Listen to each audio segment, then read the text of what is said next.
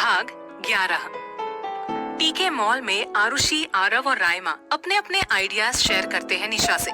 निशा भी अपने आइडियाज को शेयर करती है। सबको निशा बहुत पसंद आई, लेकिन रायमा को इतनी खास पसंद नहीं आई, क्योंकि निशा के आ जाने से कोई भी उसे भाव नहीं दे रहा था। अभिमन्यु कुछ भी नहीं बोल रहा था, वो बस उन्हें सुन रहा था और निशा को देख रहा था।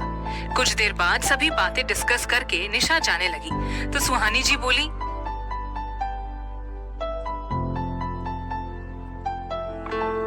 भाग 11।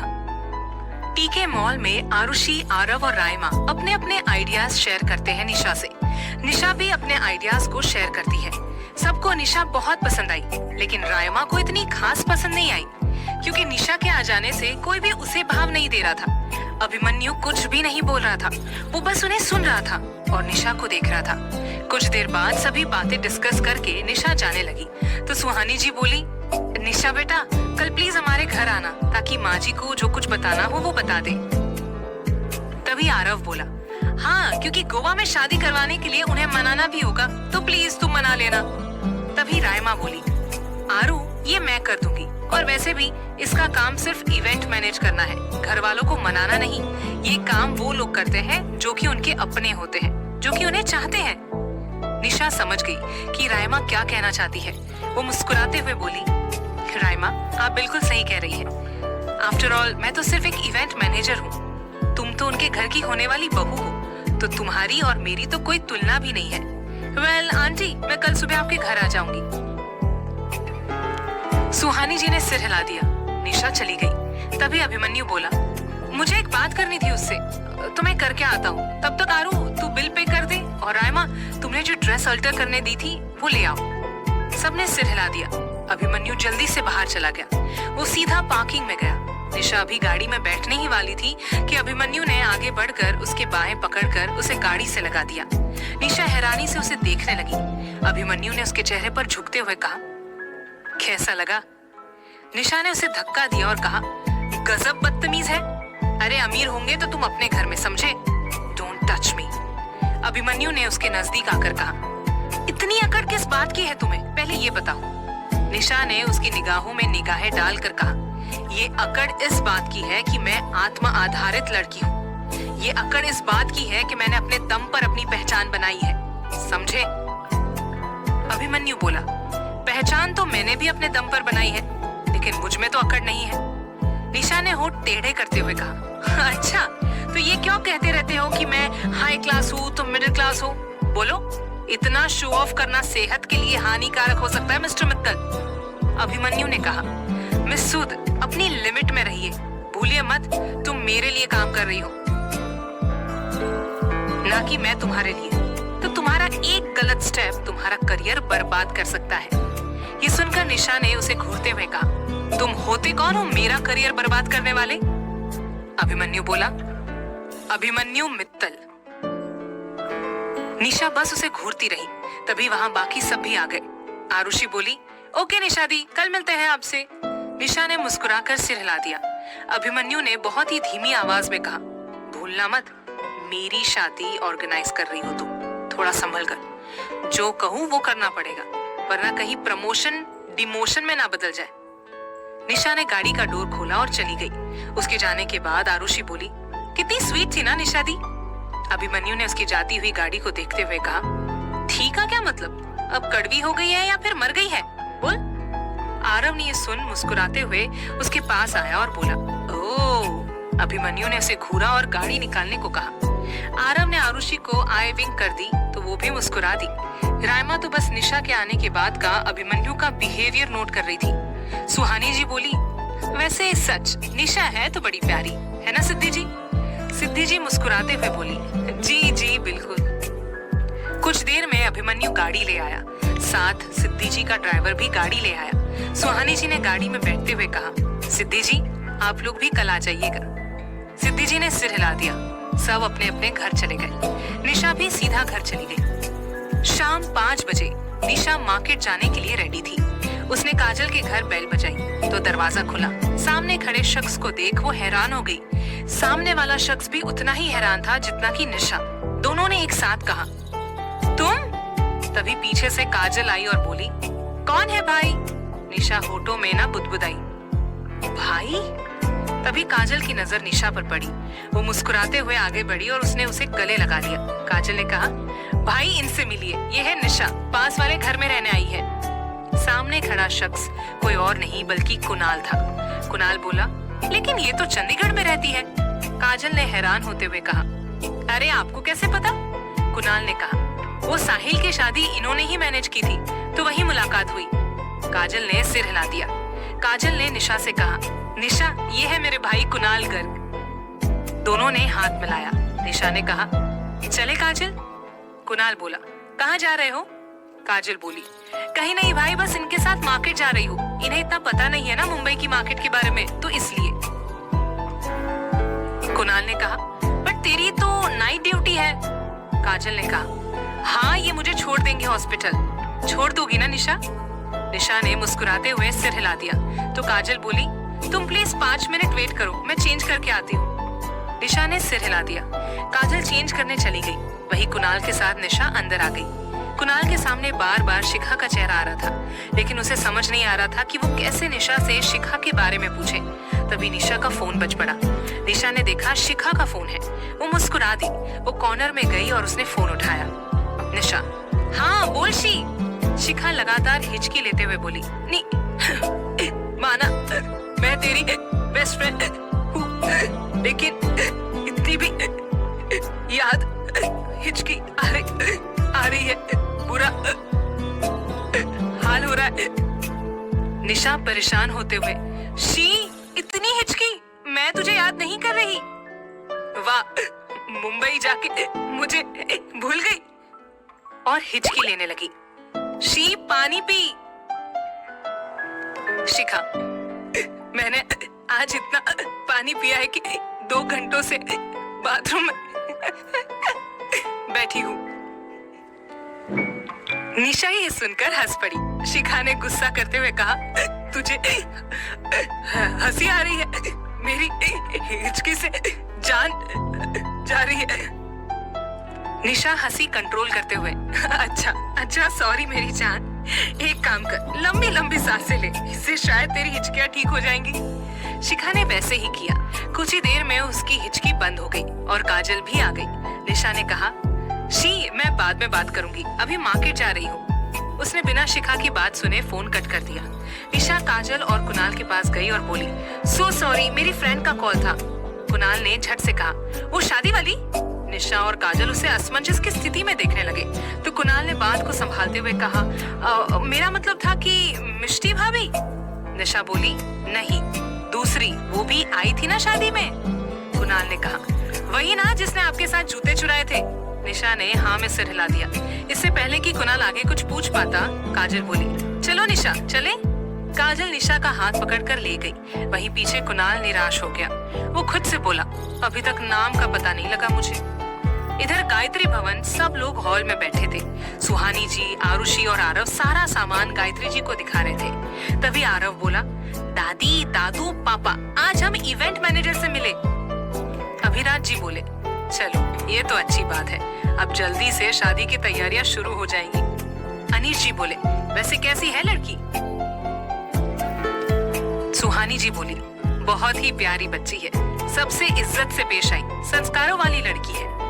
गायत्री जी बोली, ये तो अच्छी बात है। सुहानी जी बोली, मैंने उसे कल ब्रेकफास्ट पर बुलाया है, सोचा आप सब भी उससे मिल लेंगे। गायत्री जी बोली, ये अच्छा किया। आरुषि ने आरव के कान में कहा, ओए गधे, दादी को बताया कि शादी गोवा में करने का प्लान है। आरव ने उसके कान में कहा, छोड़, उस रायमा ने ठेका ले लिया है, तो हम क्यों फंसे? आरुषि ने सिर हिला दिया। तभी एक कमरे में कुछ टूटने की आवाज आई। सबने उस कमरे की तरफ देखा। अभिमन्यु ने कहा, ये तो चाचा के कमरे से आवाज आ रही है। आरव बोला, लेकिन वो तो घर पे है ही नहीं। अभिराज जी घृणा से बोले, आ गया है, जब तुम सब शॉपिंग करने गए थे तभी आ गया था। ये सुनकर सबके चेहरे पर निराशाजनक भाव आ गए। तभी उस कमरे का दरवाजा खुला तो अनिल बाहर निकले। उन्होंने जब हॉल में सबको बैठा देखा तो आकर उनके साथ बैठ गया और बोले, मेरे बिना ही ग्रुप डिस्कशन हो रही है क्या भाभी? मुझे बुलाया नहीं। सुहानी जी ने अनिश जी की तरफ देखा तो उन्होंने उन्हें जाने का इशारा किया। सुहानी जी बोली, मुझे डिनर की तैयारी करनी है, मैं जाती हूँ। वो चली गई। अभिराज जी उठे और बोले, अनीश चलो गेस्ट लिस्ट रेडी कर लेते हैं। वो अनीश जी को लेकर चले गए। अभिमन्यु भी उठा और बोला, मुझे भी इवेंट कंपनी वालों से बात करनी है। वो भी चला गया। आरुषि और आरव भी चले गए। अनिल ने गायत्री जी की तरफ देखा और कहा, आपको भी कोई काम होगा। गायत्री जी ने गुस्से से घूरते हुए कहा, तू काम ही कुछ ऐसा करता है कि अगर किसी को काम ना हो तभी काम करना पड़ जाता है। सुधर जा। अनिल ने कहा, माँ सुधर तो रहा हूं और कैसे सुधरूं? गायत्री जी ने कहा, जाकर अपने पापा और अपने बड़े भाई की मदद कर शादी की तैयारियों में। अनिल चला गया। गायत्री जी ने हाथ जोड़कर आंखें बंद करके कहा, हे कान्हा जी मेरे घर की शांति बनाए रखे। कहानी में आखिर क्या होगा आगे जानने के लिए सुनिए अगला एपिसोड सिर्फ प्रतिलिपि एफएम पर।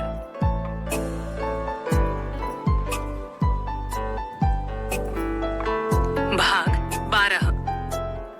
गायत्री भवन के गार्डन में अभिमन्यु गार्डन में बैठकर मिस्टर सिंह से बात कर रहा था। अभिमन्यु, मिस्टर सिंह आप कल मिस सूद के हाथों कॉन्ट्रैक्ट के पेपर भेज दीजिएगा, मैं साइन कर दूंगा एंड एडवांस चेक आपको मेरी सेक्रेटरी सीमा भेज देगी। Mister Singh, okay mister Mittal, thank you so much. Abhimanyu ने फोन कट कर दिया। तभी आरुषि और आरव आ गए। दोनों चेयर पर बैठे और अभिमन्यु को घूरने लगे।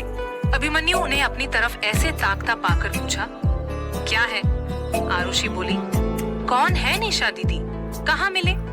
अभिमन्यु ने फोन में देखते हुए कहा तो कि साहिल की शादी इसी ने करवाई थी, वहां मिला। आरव ने कहा, ये तो वो सच है जो आपने बाकी सबको बताया, अब असली सच बताओ। अभिमन्यु ने कहा, असली सच, नकली सच यही है। आरुषि ने कहा, अच्छा ठीक है, वैसे बड़ी स्वीट है। अभिमन्यु ने उसके साथ की बहस को याद करके कहा, स्वीट नहीं कड़वी। दोनों ने एक साथ कहा, क्यों, ऐसा क्या हुआ? फिर अभिमन्यु ने उन दोनों को निशा और उसके साथ घटित हुए वाक्य बताए। सब कुछ सुनकर दोनों हैरानी से बोले, ओ भाई साहब, मतलब एक मामूली इवेंट मैनेजर ने मेरे भाई मित्तलों के मित्तल अभिमन्यु मित्तल को हरा दिया। ये लड़की बॉम्ब है बॉस। उन दोनों की बात सुनकर अभिमन्यु ने कुछ नहीं कहा। तभी आरव बोला, भाई आप प्लीज उसका नंबर दे देंगे? अभिमन्यु ने उसे घूरते हुए कहा, किस लिए? आरव ने कहा, कुछ नहीं, वो बस शादी के बारे में बातें करनी है। अभिमन्यु ने कहा, उसके लिए मैं हूँ। इतना बोल वो उठकर चला गया। अगली सुबह 7 बजे गायत्री भवन में सुबह की पूजा हो रही थी। पूजा आरंभ होने के बाद गायत्री जी सभी को आरती देने लगी। तभी घर में निशा ने एंट्री मारी। निशा घर के द्वार पर खड़ी थी। सुहानी जी की नजर जैसे ही उस पर पड़ी, वो बोली, निशा। सबकी नजर उस पर पड़ी। अभिमन्यु की नजरें तो उसी पर टिक चुकी थी। निशा ने लाइट पिंक कलर के कुर्ते के साथ व्हाइट प्लाजो पहना था और साथ में व्हाइट और लाइट पिंक मिक्स दुपट्टा लिया हुआ था। बालों की चोटी की हुई थी। माथे के बीचों बीच पिंक कलर की बिंदी लगाई हुई थी। अभिमन्यु के साथ कोई और भी था जिसकी नजरें निशा पर थम चुकी थी। निशा बोली, क्या हुआ, आप सब हमें ऐसे क्यों देख रहे हैं? गायत्री जी आगे आई। उन्होंने पहले निशा की आरती उतारी और फिर अपनी आंख का काजल अपनी उंगली पर लगाकर उसके कान के पीछे लगाते हुए कहा, क्योंकि आप बहुत खूबसूरत लग रही है। निशा ने झट से झुककर उनके पैर छू लिए। गायत्री जी ने उसे आशीर्वाद देते हुए कहा, सदा खुश रहो और सदा सुहागन। तभी निशा ने कहा, सॉरी मैम, बट मैं कुंवारी हूँ। ये सुनकर गायत्री जी ने उसके सिर पर हाथ फेर दिया और कहा, सदा खुश रहो और माँ बाप का नाम रोशन करो। फिर निशा अंदर आई। अंदर अभिमन्यु के अलावा और भी कोई था जिसकी नजरें उस पर टिकी हुई थी। निशा ने जल्दी से जाकर अनीश जी के, अभिराज जी के, सुहानी जी के और अनिल जी के पैर छुए। लेकिन इससे पहले कि अनिल जी के पैर वो छू पाती, अनिल जी ने उसे कंधों से पकड़ लिया और ऊपर करके कहा, अरे अरे रहने दो, बाकी सबके तो छू ही लिए हैं। निशा को उनका ऐसा छूना पसंद नहीं आया। वहीं अभिमन्यु भी निशा की आंखों में देख समझ गए कि वो असहज है। उसने बाह को हल्के से पकड़ा और दूसरी तरफ खींच लिया, जिससे अनिल जी का हाथ निशा के कंधे से खिसक गया। सुहानी जी ने कहा, आओ नाश्ता कर लेते हैं। अभिराज जी बोले, रुक जाओ बहू, रायमा के परिवार को आने दो, तब तक हम सब निशा से गुफ्तगू कर लेते हैं। सुहानी जी ने सिर हिला दिया। वहीं निशा और अभिमन्यु ही साथ खड़े देख गायत्री जी के चेहरे पर एक लंबी मुस्कान थी। वो मन ही मन खुद से बोली, मेरे पोते के साथ खड़ी ये कितनी प्यारी लग रही है। लेकिन अफसोस, जिंदगी भर साथ खड़े रहने वाली लड़की इसके साथ बिल्कुल भी नहीं जचती। सुहानी जी ने गायत्री जी की बाह पर हाथ रखा तो वो होश में आई। सुहानी जी ने उन्हें हॉल में चलने का इशारा किया तो उन्होंने सिर हिला दिया। सब हॉल में बैठे थे। निशा, आरुषि और सुहानी जी के साथ बैठी। अभिमन्यु की नजर सिर्फ निशा पर थी। निशा गायत्री जी से बोली, मैम। गायत्री जी ने उसे टोक कर कहा, बेटा तुम मुझे दादी ही बोलो। निशा ने मुस्कुराकर सिर हिला दिया।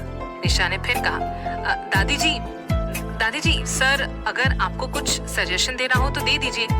अभिराज जी बोले, बेटा हम बस इतना ही कहेंगे कि हमें सब कुछ फर्स्ट क्लास चाहिए, सब कुछ हमारे स्टेटस से मैच करना चाहिए। निशा ने सिर हिला दिया। तभी सहगल फैमिली आ गई। सबने उनका वेलकम किया। निशा ने सिद्धि जी और सिद्धांत जी के पैर छुए। उन्होंने उसे आशीर्वाद दिया। रायमा जाकर सीधा अभिमन्यु के पास खड़ी हो गई। ये देख गायत्री जी ने सुहानी जी से धीमी आवाज में कहा, एक वो है जिसका कोई रिश्ता नहीं है लेकिन पैर छू रही है, और एक ये है जो इस घर की बहू बनने वाली है लेकिन मतलब सिर्फ अभी से है। निशा ने उनकी बात सुन ली। उसे बहुत बुरा लगा कि उसके कारण रायमा के बारे में ऐसा कहा जा रहा है। सब लोग हॉल में बैठकर निशा से बात करने लगे। कुछ देर बाद सभी डाइनिंग टेबल पर बैठ गए और ब्रेकफास्ट करने लगे। तो निशा बोली, दादाजी अब मैं चलती हूँ, आप लोग ब्रेकफास्ट करिए। मैं आप सभी का फैमिली टाइम स्पॉइल नहीं करना चाहती। वैसे भी मेरा ज्वाइनिंग डे है। वो जैसे ही जाने लगी, अभिमन्यु झट से खड़ा हुआ और उसने आगे बढ़कर निशा का हाथ पकड़ लिया और कहा, हमने यहाँ तुम्हें ब्रेकफास्ट करने के लिए बुलाया है, तो चलो। ये बात अभिमन्यु ने ऐसे कही थी जैसे निशा पर उसका हक हो। निशा हैरानी से कभी उसे देखती तो कभी अपने हाथ को, जिसे अभिमन्यु ने पकड़ा हुआ था।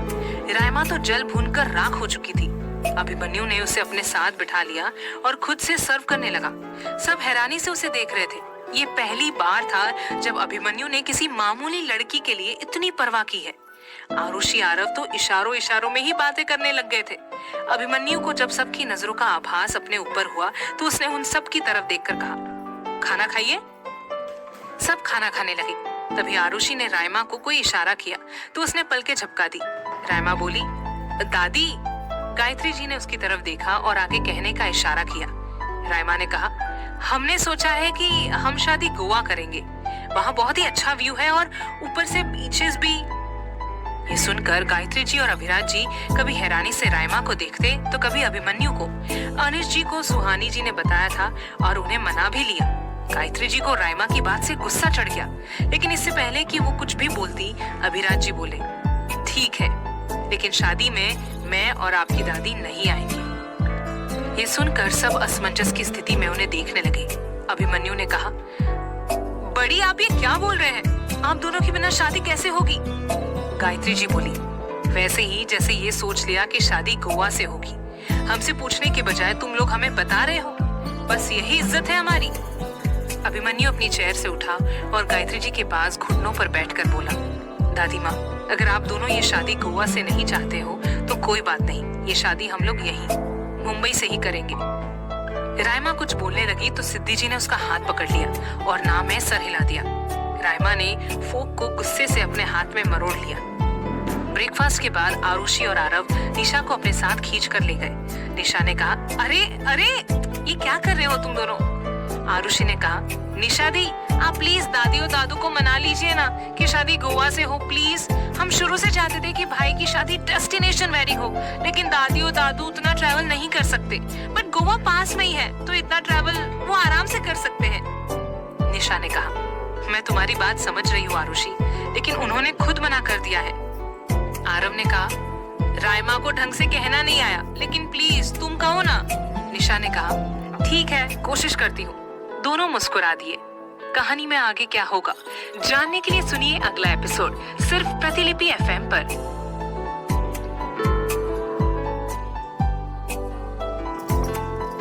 भाग 13। निशा हॉल में जाती है।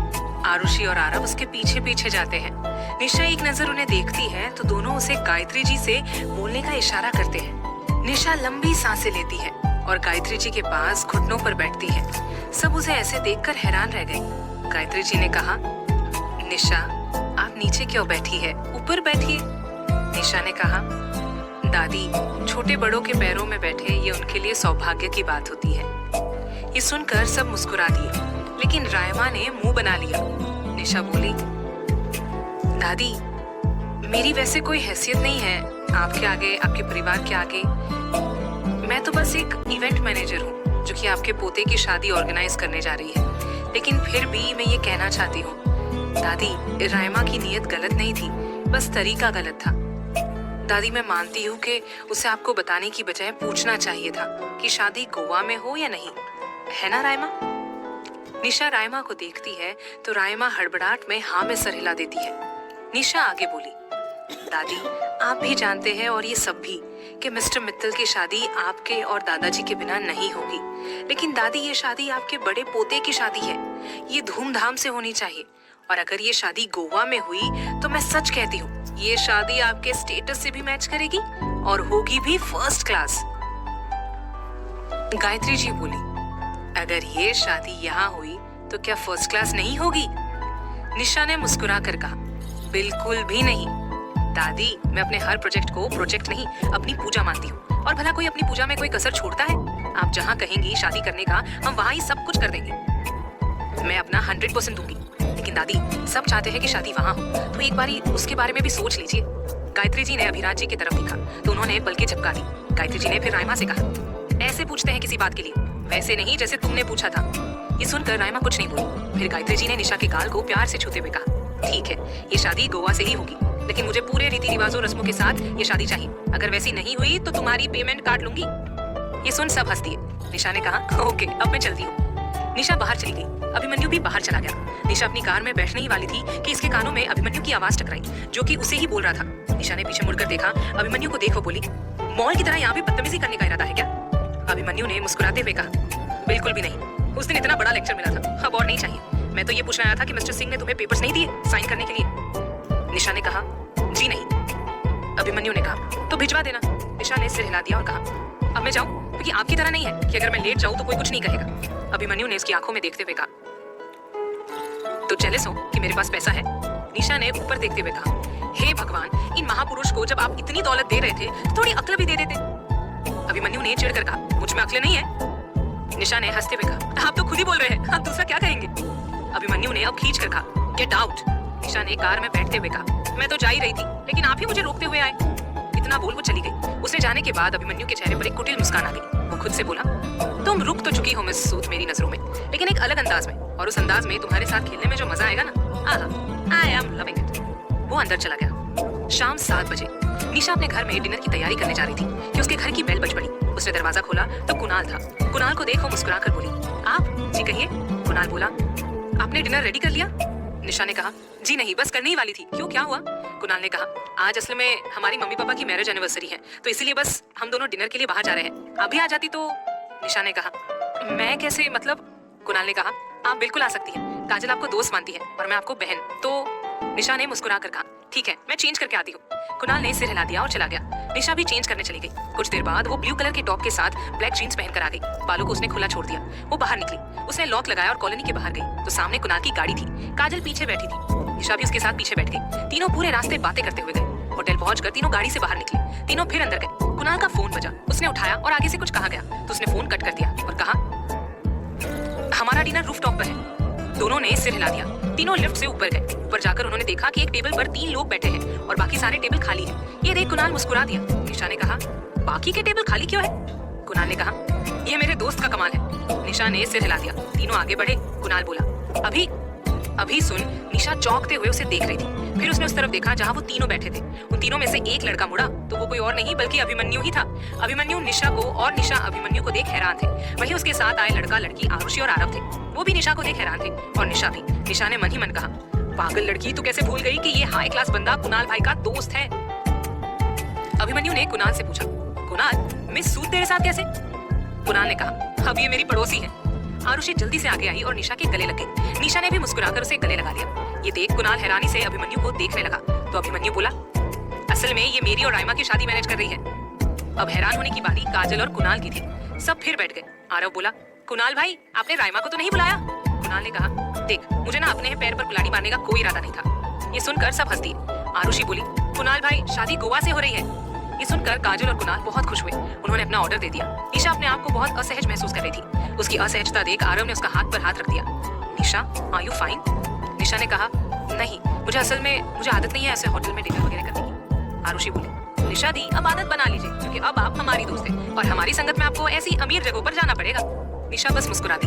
तभी निशा का फोन बजा। उसने देखा कि दीक्षांत जी का फोन है। वो बोली, मैं आती हूँ। सबने सिर हिला दिया। निशा उनसे दूर जाती है और कॉल उठाती है। सत श्री अकाल पापा जी। सत श्री अकाल, की हाल है मेरे पुत्र दा? First class. हाँ बताओ, अगर मेरा पुत्र फर्स्ट क्लास है तो हम भी फर्स्ट क्लास है। पहले दिशु से गल कर। वो आ गई? जी आ गई। आपने दसिया क्यों नहीं कि आप मुंबई में हो? मम्मी पापा को बताया तो, पर मुझे नहीं। चलो छोड़ो दी, मैं की सोच रही थी क्यों ना मैं भी आ जावा। दिशु, पहले तो अपनी वहाँ पढ़ाई पूरी कर, सिर्फ 1 साल रहता है, फिर तू यहाँ आ जाना। ये भी ठीक है। कुछ देर बाद बात करके फोन कट कर दिया। वो वापस उनके पास आ गई। आरुषि ने कहा, इतनी देर बाद बॉयफ्रेंड?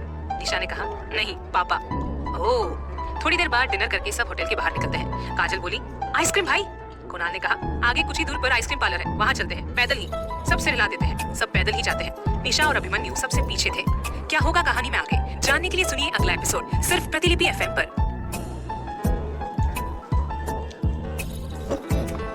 भाग 14। निशा और अभिमन्यु आखिर में चल रहे थे। निशा ने एक नजर अभिमन्यु को देखा और फिर सामने देखने लगी। अभिमन्यु नीचे देख रहा था। अभिमन्यु ने फिर निशा से पूछा, तो तुम पंजाब से हो? निशा ने कहा, आपको उससे क्या आधार कार्ड बनाना है? अभिमन्यु ने ये सुन उसकी कलाई पकड़ी और पास ही के पेड़ से सटा दिया। आरुषि, आरव, काजल और कुणाल अपने में मस्त होकर आगे चल रहे थे तो उन्हें पता ही नहीं लगा। अभिमन्यु ने उसकी कलाई को कसकर पकड़ते हुए कहा, मेरे साथ इस वे में बात मत करो तो ही अच्छा होगा तुम्हारे लिए, वरना। निशा ने उसके पैर पर अपने पैर से वार किया, जिससे अभिमन्यु संभल ना सका और पीछे हो गया। इसी दौरान उसके हाथ से निशा की कलाई छूट गई। निशा ने उसे घूरते हुए कहा, वरना क्या करोगे? लिसन, तुम ना मेरे सिर्फ एक क्लाइंट हो, उससे बढ़कर कुछ नहीं। अभिमन्यु ने कहा, ओह, तो आप अपने क्लाइंट से इस तरह पेश आती है? निशा ने भी मुस्कुरा कर कहा, शायद आप भूल रहे हैं मिस्टर मित्तल कि हम इस वक्त अपने एक कॉमन फ्रेंड के डिनर पर आए हैं। अभिमन्यु ने अपनी एक भौं उठाकर कहा, मेरे दोस्त को बड़ी जल्दी अपना दोस्त बना लिया? निशा ने कहा, वो तो भाई है, मैं तो उनकी बहन की बात कर रही हूँ, और मैं जिसे मर्जी अपना दोस्त बनाऊं, मुझे आपकी इजाजत की जरूरत नहीं। अभिमन्यु ने उसका हाथ पकड़ा और अपनी तरफ खींच लिया। इससे निशा का हाथ सीधा उसके कंधे पर पड़ा। अभिमन्यु ने कहा, अभी तो नहीं, लेकिन आगे जाकर तुम्हें घर से बाहर कदम रखने के लिए भी इसी अभिमन्यु मित्तल की इजाजत की जरूरत पड़ेगी, और ये अभिमन्यु मित्तल का वादा है, एंड मैं अपने वादे से कभी नहीं मुकर सकता। निशा ने हंसते हुए कहा, आप तो ऐसे कह रहे हैं जैसे आप राइमा से नहीं मुझसे शादी करके मुझ पर अपना कंट्रोल रखेंगे। अभिमन्यु ने उसकी आंखों में झांकते हुए कहा, बेशक। दोनों ही एक दूसरे की आंखों में देखने लगे और खो गए। दोनों को होश ही नहीं था कि वो कहाँ है और क्यों है। अचानक एक ठंडी हवा का झोंका उन्हें छू कर निकला तो दोनों होश में आए। दोनों झट से दूर हुए और नजरें चुराने लगे। निशा ने नजरें चुराए ही कहा, चलते हैं, सब वेट कर रहे होंगे। अभिमन्यु ने सिर हिला दिया। दोनों एक दूसरे की नजरों का सामना नहीं कर पा रहे थे। दोनों जल्दी से आइसक्रीम पार्लर पहुंचे। उनके पहुंचते ही सबके सवालों की बरसात उन पर होने लगी।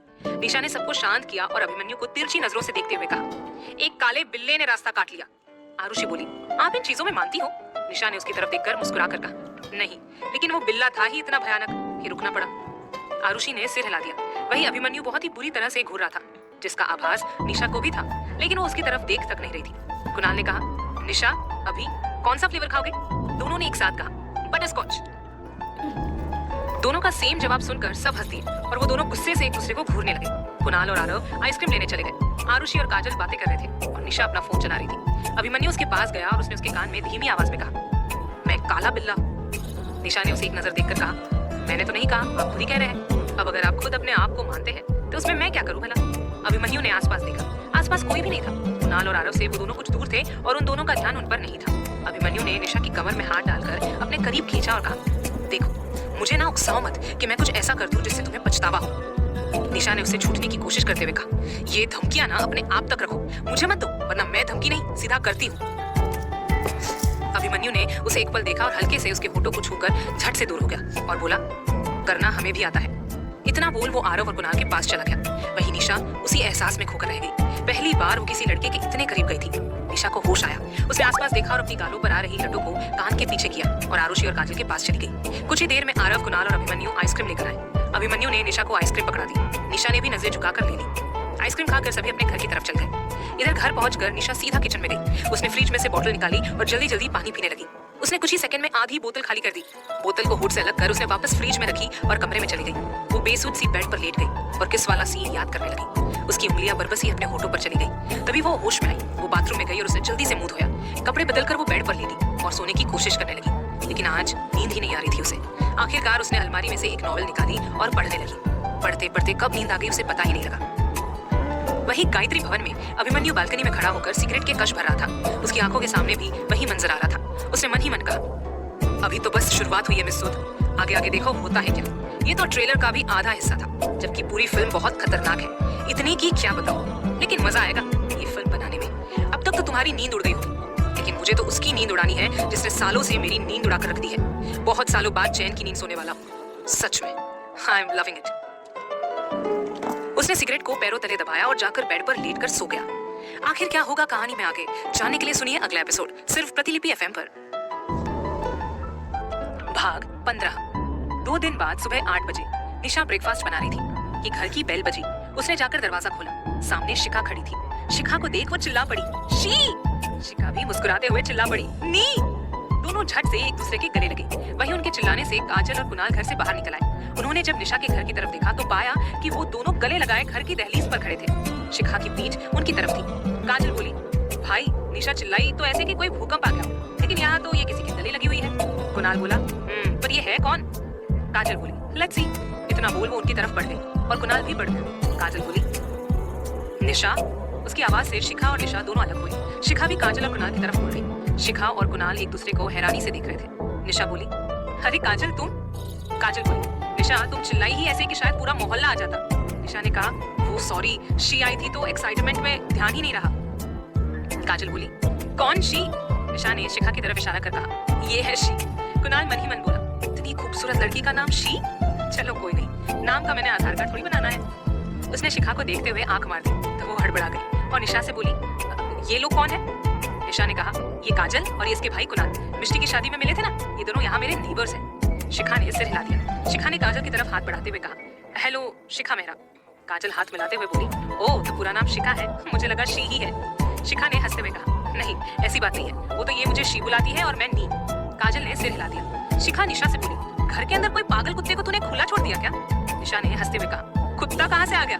शिखा बोली, ओह तो फिर कोई सीक्रेट बॉयफ्रेंड है तेरा अंदर? निशा ने उसे घूरते हुए कहा, शी।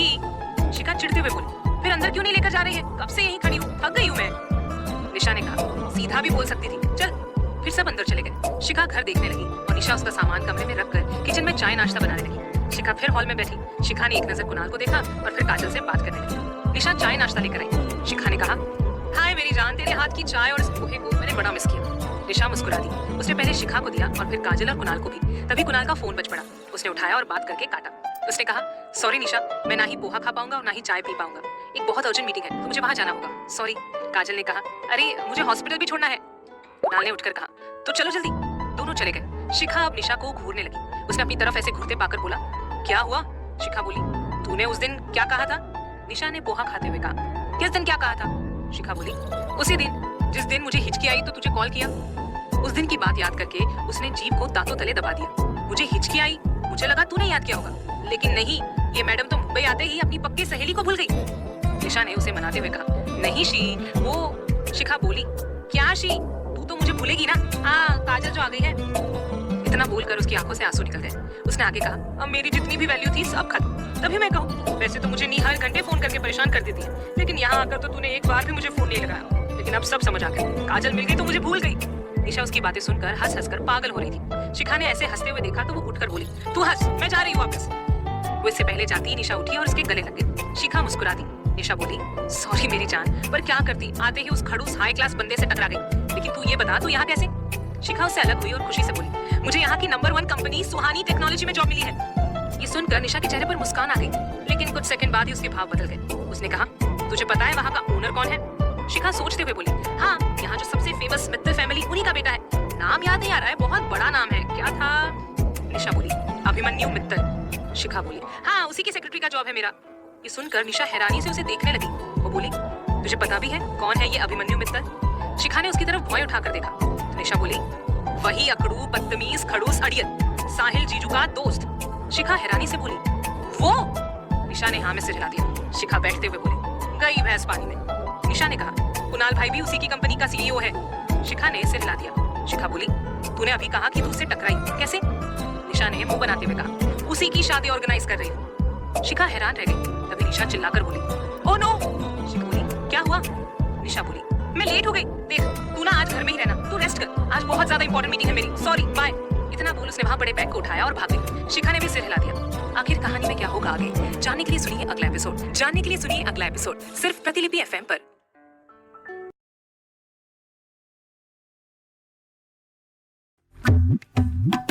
सोचिए, ग्रोसरी पर पेमेंट पे नहीं, ना भी यूपीआई, फटाफट पेमेंट, रिवॉर्ड्स 100 रुपए तक। Download now.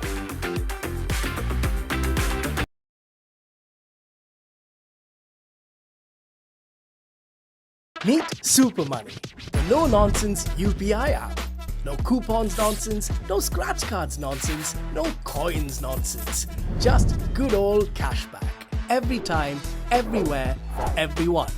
Oh, no, really, everyone gets it. With the super clean UI and a super large scanner. It's built for super fast transactions. Super Money, because you're super.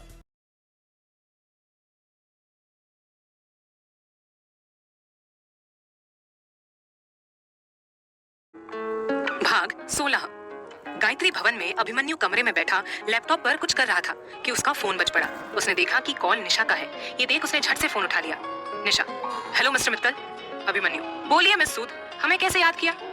निशा, आप कौन सा मर गए हैं जो हम आपको याद करेंगे? मैंने तो आपकी शादी के रिलेटेड बात करने के लिए कॉल किया था। अभिमन्यु, कहिए। निशा, आप प्लीज ऑफिस आ सकते हैं अपने मंगेतर के साथ, आपको कुछ डिजाइन दिखाने हैं। अभिमन्यु कुछ सोचते हुए, ठीक है, मैं 3 बजे आता हूँ। निशा, ओके। उसने झट से फोन काट दिया।